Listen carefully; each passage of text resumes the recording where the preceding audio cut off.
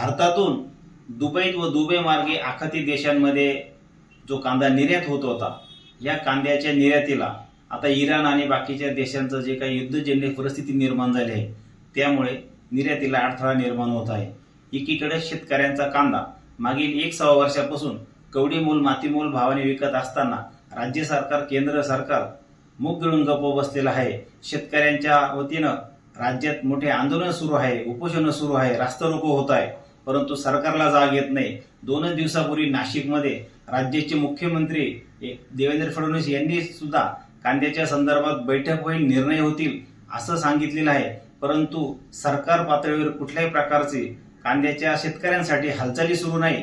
अशा या प्रतिकूल परिस्थितीमध्ये शेतकरी आपला कांदा 7 ते 8 रुपये प्रति किलोने विकत आहे. कांद्याच्या उत्पादकांना कांदा पिकवण्यासाठी 2,000-2,500 रुपये प्रति क्विंटल खर्च येतोय, मात्र दर हा 700-800 रुपये क्विंटल इतका कमी मिळतोय. अशा ह्या कठीण प्रसंगी शेतकऱ्यांसाठी राज्य सरकारने, केंद्र सरकारने अति तातडीने किमान 1,500 रुपयाचं प्रति क्विंटल अनुदान तातडीने घोषित करावे, अन्यथा यापेक्षा मोठे आंदोलन हे शेतकऱ्यांकडून केले जातील असा इशारा आम्ही महाराष्ट्र राज्य कांदा उत्पादक शेतकरी संघटनेकडून राज्य आणि केंद्र सरकारला देत आहोत.